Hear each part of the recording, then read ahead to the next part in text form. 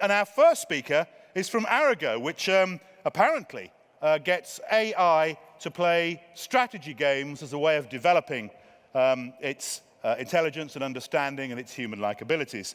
So please welcome to discuss why that matters to publishers, because it does, the founder and chief executive of Arago, Chris Boos. Good morning. I'm amazed that you've not been doing Tai Chi in the morning here. So I know nothing about magazines except for when I read them. But I do know a lot about math, so if you want to have a little conversation about chaotic systems and so on, then probably I'm the right person to talk to. And it's fantastic to fall asleep. Unfortunately, no one ever wants to talk to me about math, so I will talk to you about artificial intelligence and what it generally does to us. I've been doing this for 22 years now, 23 actually. And for 18 years, it was absolutely fantastic. People left me completely alone in my basement with a few eggheads, and we had a great time. And for the last few years, AI has become such a hype that I felt the necessity to step on stages and talk about artificial intelligence, because there's so much bullshit being said and done around it that it's virtually unbearable. So first, before we talk about AI, let's talk about technology in general. What is probably surprising you, why all your friends from Facebook are around, is what's the difference between techies and business people? Well, there's a simple difference, right? Business people normally have goals, and they look at the goals like this, as where tech people have problems, right? They have problems. They look at something like it's a Rubik's Cube they can solve. It does not mean that tech people are all depressed. It just means they have a very different perspective on tasks. And the result of that is that business people, whoops, this is not moving. Yeah, now it is. Business people make plans. And they have learned a long time ago that the plan does not survive the context with the battlefield. And these plans have become very flexible. For a very long time, people tried to hide this. Now it's become a religion, and we call it Agile. Right? So, but generally, it means plans are flexible, which is great, right? You can pretend to walk like this, and actually you're walking like this, but you're getting there. Techies write programs. Programs are way less flexible than plans, because typically they don't change on the fly. But the great advantage of programs is once you've found one that actually works, you can repeat it millions and millions of times without any cost. So why is software now eating the world, and why is artificial intelligence accelerating that? Because we have made programs much more flexible. So programs start behaving more like plans.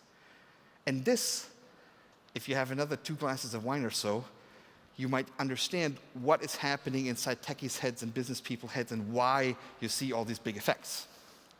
Let's go from big effects in the area of techies versus business people to economy as a general. See, the interesting part is we already do have 2 pieces to the economy, and you, I think, all feel that. On your left side, you see the new economy, and on your right side, you see the old economy. So most publishers are part of the old economy. Yes, I know my press people told me to call it the established economy because it sounds so much better, but it is the old economy. In the new economy, platform companies make about all their revenue with about 20% of their base. And then some financial people who have no clue how the company works tell them that they should make a margin of or a profit of 27%. And I've been part of these board meetings. Someone sits there and looks at me and says, okay, if they say so. What does that mean? That means that 53% of the money that comes in through the door, you can do whatever you like. You can throw it into the ocean. Like, you can do with that whatever you like. As where in established companies, that is very hard to do.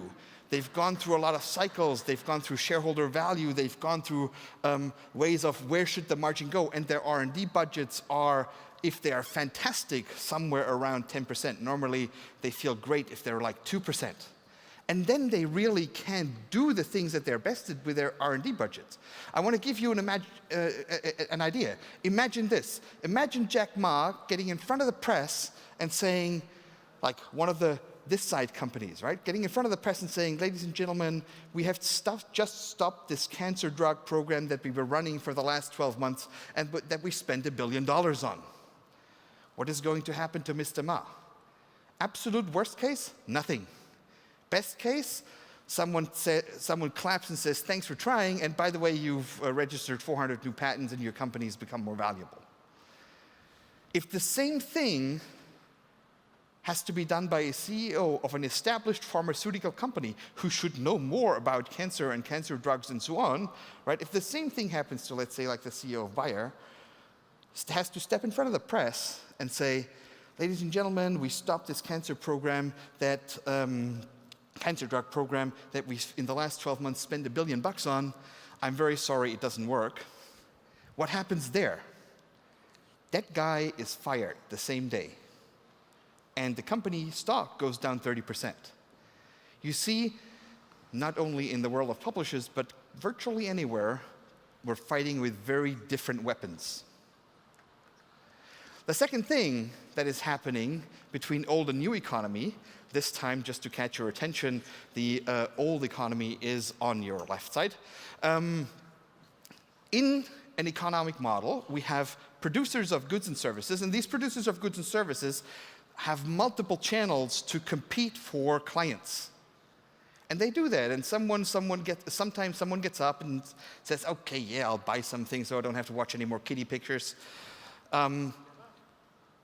In the new world, you still have producers of goods and services, but the client doesn't talk to them anymore on zero channel. The client talks to a digital assistant. And then the digital assistant makes the decision where to buy. That sounds fantastic from a consumer's point of view, and it is, but it means that all the producers of goods and services have 8 to 10 customers in the world now, because that's how many companies there are who can produce a digital assistant in a decent quality. Right? And they still don't work properly, but we start using them. So the problem is our typical European perspective saying that we're going to whine about it, right? And, oh, this is so unfair and blah, blah, blah, and this is bad for the consumer, and so is wrong in both cases. Number one, these platform companies start fixing inherent problems. Let's take the self-driving car, for example. Right? We all think the car is fantastic. If you look at the car economically, it's a catastrophe. It's a disaster. Like 98% of its lifetime is just sitting there losing value. That needs to be fixed. No one has tried that before. Same with healthcare, same with energy. Like Europe's been discussing to build a solar power plant in the desert for 10 years now, and we can't even agree on who's going to be the CEO. Google's just built 2. So this is not so bad. They're just doing big problems. Unfortunately, they're doing it much better than us, right? And here, with the consumer, in the normal economic model, you have to make money with one transaction. So the likelihood that you'll screw over a consumer from time to time is not so low. A company running a digital assistant has to make money with the lifetime of a consumer. They will gladly have a break-even deal or a loss deal once in a while. So we're fighting with very uneven weapons. And this is already reality. Most of you know that because you've got the scars to prove it. In this reality, if you want to survive, you will need a strong brand, because if people ask for you, then you might be delivered, or at least it costs someone else a lot of money to direct the customer somewhere else. You need innovation, because if you're the only one to produce something, then it simply has to be bought at your place. And here's a surprising one, especially as I'm now going to start talking about AI, you will need service. There's going to be a huge comeback of service, because so far, person-to-person service was a place where we could all save the money to build our industrial faculties from. In a world where you no longer have contact to the client at the point of sales, service is the only way to stay close to your client, and a lot of people will want that. But that is just for staying alive. If you really want to compete, you'll have to find an exponential model. And that doesn't mean you have to build the next search or next social network, because those models are already gone. You have to find your own niche and your own exponential model. And the whole problem of that is this is going to cost a lot of money and a lot of very smart and dedicated people who understand your business. Now, where should they be coming from? Where should they be coming from? Well, here it is. This is why most of the established companies need artificial intelligence way more than the platform companies do. Because today, anything that is a process can and will be run by an artificial intelligence with today's technology. You don't have to wait 20 years to do this. This is what is happening right now. And why is that? It is simple, right? An AI comes to the world very empty. It knows nothing. It does not have 4 billion years of evolution. It comes completely empty. And what does that mean? It means that it needs to be explained where it is, the world that it's supposed to act in, if it's supposed to do anything for you. And you normally do this by data, and explaining the whole world doesn't work. I mean, guys, you can't even build a toaster from scratch in your whole lifetime. Imagine how much time it would take to explain the whole world to a machine. This is why we typically explain small parts of the world to the machine. And what have you done in your companies if you run them well? Well, that is very simple. You have compartmentalized everything into nice little boxes, and you call that tailorization and good process. So what you've already done is you have made the companies accessible to AIs. And this is why I think there's a fantastic opportunity, because by giving what we know today to an AI, all of a sudden, there's the money and the people and the time to start competing with the other guys who would otherwise push us off the playing field. Socially, that means that there's a lot of change involved. That means when this transformation is through, you will have two big groups of people who have jobs. There's going to be enough jobs, don't worry about that, way enough jobs. But two big groups. One is the people who like to do service from person to person, because people like spending, unless you have Alzheimer's or are dement, you like to spend time with people rather than machines. And that means there is a job opportunity in there. And then you have the creative people. And creative can mean like artists who don't care what the status quo is and go against it, or innovators who like sit in their basement and do something, or also pioneers who are willing to take risks others are not able to take. This is what's going to happen. The pioneers often get like excluded out of this. Okay, let me try this here. In the world of AI undergoes these waves. You see, like sometimes it's fantastic and then it doesn't work at all. When I started it, I came from the network world that was very hot in 1995, and everybody told me, you're completely crazy to go in the world of artificial intelligence. That won't go anywhere. Right now it's super hip again. And I want to explain to you a few things that you're being told that are just marketing. And I still stand by the sentence that everything that is out there that is a process can be run by an AI. But we currently have so many messages out there in the market that create so many wrong expectations and fears, but also positive expectations, that we really need to think about this. What do I mean? A machine does not understand anything. It really does not understand a thing. Zero, nothing. Seriously. They are just dumb. So if someone tells you my machine understands blah, blah, blah, that means you're listening to the marketing record. What do I mean by that? Machines miss context. Machines are very good at comparing an incoming data stream to an existing understanding structure. They're fantastic at that. They are way more consistent. They never fall asleep. They don't get drunk. All these things. They don't party till 2 o'clock, or they do, maybe, you don't know, but they're still consistent, right? All fantastic. But that does not mean they understand. They can identify something, but they can only make connections to other objects, other situations, potential actions, and so on, if someone has showed it by them, or if you have demonstrated it to the machine so many times that it has been formed in a complex mathematical system. That still means the machine doesn't understand it. It just compares incoming data to an understanding structure. The second thing that I really find horrible is that machines are modeled after the human brain. Okay, guys, if you ever say that, you should also say an amoeba is modeled after the human body, and then you've kind of embarrassed yourself because I believe the amoeba was here before. If anything, the human body is modeled after the amoeba. Why am I saying this? Well, look, a human brain has 86 billion nodes, and it runs on 20 watts. I don't get this, but most of you are fit, slim, and trim, and so you get it, right? 86 billion nodes on 20 watts. A large neural network has 1 million or 1,000,002 nodes, and it needs half a nuclear power plant to run. Like, there's no comparison between those numbers. Just because an amoeba has a single cell, you would not compare it to something that has 1 billion cells like their body. You just wouldn't. And the second thing is, also in the human brain, the Moore's law says by 2029 we will be able to reproduce this machine. Fantastic.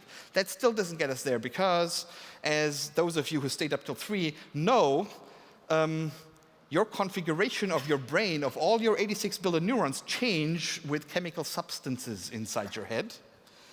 The body also has chemical substances, so with every equilibrium of the chemistry in your head, your entire brain gets reconfigured. There's an entire new dimension that is not being even tackled by the computer research we're doing. And the third thing is that researchers also claim that there's a quantum mechanical part of the brain which introduces probability waves, so another dimension. Moore's law has to continue for quite a while until we're able to reproduce anything close to the brain. I'm not saying it'll never happen. It's just a long way out. And maybe we should deal with the fact that we already have the technology to completely lopside the economy before we deal with the fact that maybe in 100 years something is going to happen there. Number 3 is there's more to AI than deep learning. Deep learning is a fantastic technology. And by the way, you know why everybody's calling it machine learning rather than AI? There's a joke among those 40 teams that actually do general artificial intelligence, is that we say, we only call it AI when it doesn't work. As soon as it works, it gets a real name, like face recognition, things like this, right? So, but there's more than this one technology out there. You do not run on one algorithm. You can do more than learning by observation. If you want something that actually gets closer to being a good decision maker, a good problem solver, a good reactor in context, you need more than one algorithm. And believing in just one algorithm means that you're sort of like this wizard's apprentice that has found one spell and is trying to use it. Or, more simply put, if you've got a hammer, everything looks like a nail. These algorithms are fantastic, but they're only good for a specific sort of problem, and we'll get to that in a second. Oops. There are 3 types of AIs.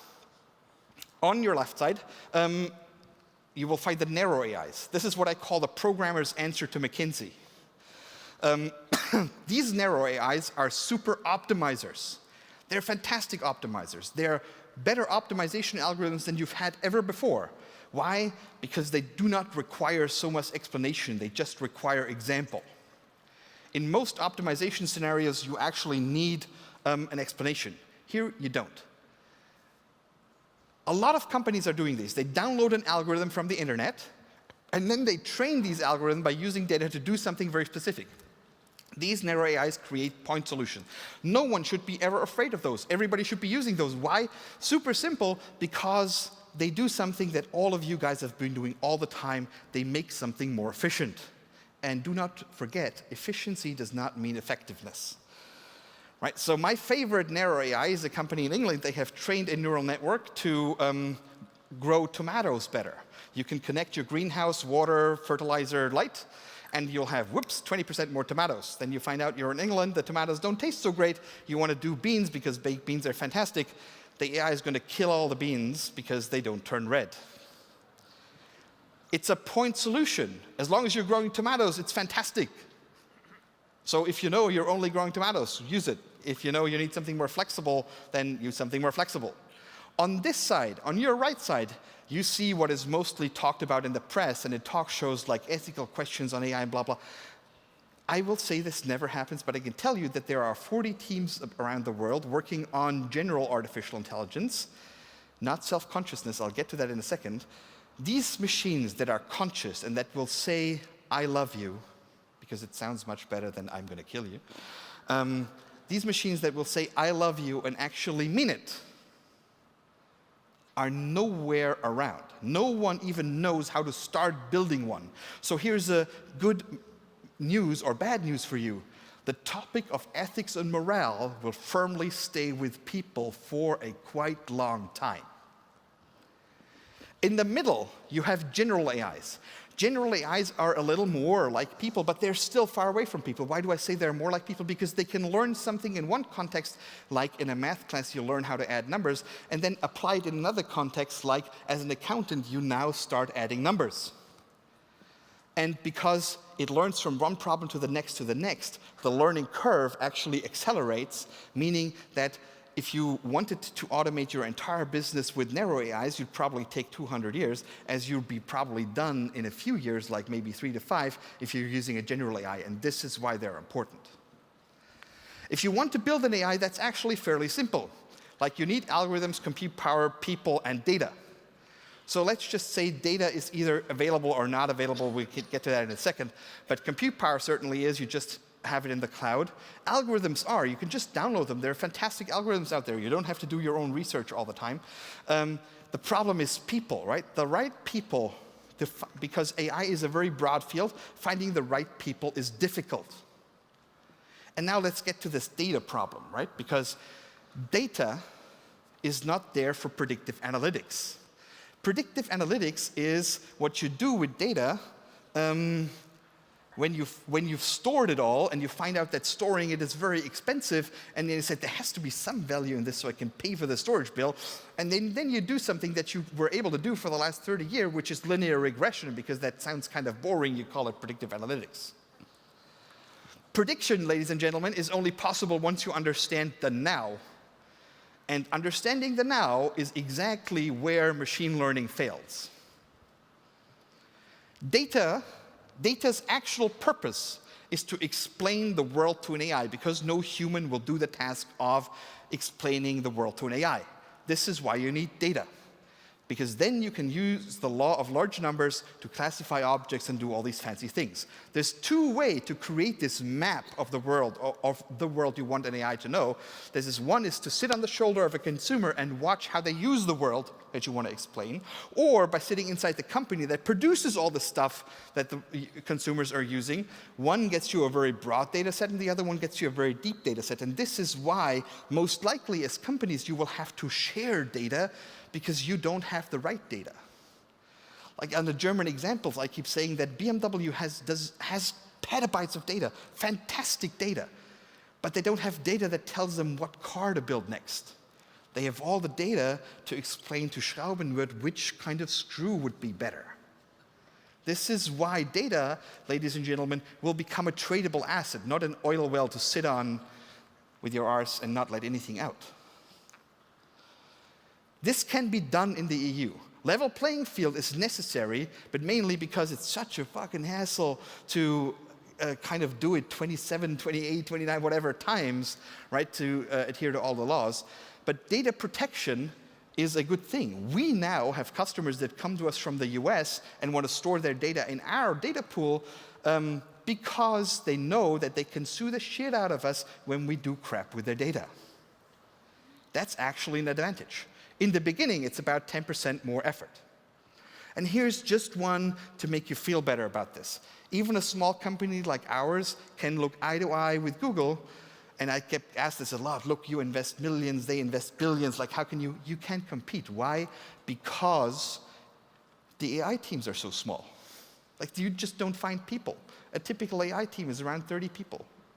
So what is this? We have started our first commercial product doing IT automation when Google DeepMind did energy efficiency in data centers, which is sort of IT automation. Then Google has played Go. All of you know about this. We have played Civilization. Oddly, we have started playing Civilization in the same week that the AI research team at Facebook announced that it would not be possible for an AI to play a strategy game. Right? So it is possible. Remember, everything that is a process can and will be run by an AI. You should really remember that. There's 2 ways of teaching.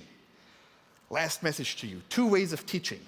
On your left side, this is what the platform companies do, because you would never explain your business to them. They learn by observing and then experimenting.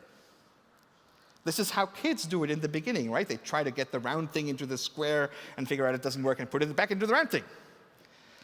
There is a way more efficient way of learning something. It's by someone telling you who already knows. This is how the human race has outpaced evolution completely. And every one of you knows something already. And if you multiply what you know by teaching it to a machine, you have a huge advantage. The energy advantage in teaching machines between these 2 methods, one that is just data-driven and one that is driven by people who already know, is 95%. In each of you, in each of your companies, you have a 95% energy advantage in towards getting a machine to do what you want it to do. And if you understand that, you can really fulfill the promise that AI is giving, making your experience executable at 0 cost. Thank you. Can you take a question for this one? Sure. So we've got just time for a quick question. If you have one, you know the drill by now. Raise your hand. And my one, while everyone gets their confidence together, really impressive. But if everyone in this room could go back to their publishing companies and justify the colossal expense of being here this week and hearing you speak, what's the one lesson they should take away for using AI in the context of their company? What should they go and do to be ready for the next 5, 10, 15 years? I would go and find a chain of things to implement. Like start with something that is super simple, that probably generates a lot of data. It was the reason why we started with IT ops. No one cares about that, right? It's like really no one cares about that. And it generates a lot of data. And once you have that data that reveals a lot about your company, that starts building the map of your company, do the next one and the next one. Every step, I think, of implementing an AI should be profitable. And every step should generate a little more data than you need, because then the next step is going to be shorter. Makes sense. If we have no more questions, and do raise your hand if you do, can I ask you please to thank Chris? Thank you. Thank you very much.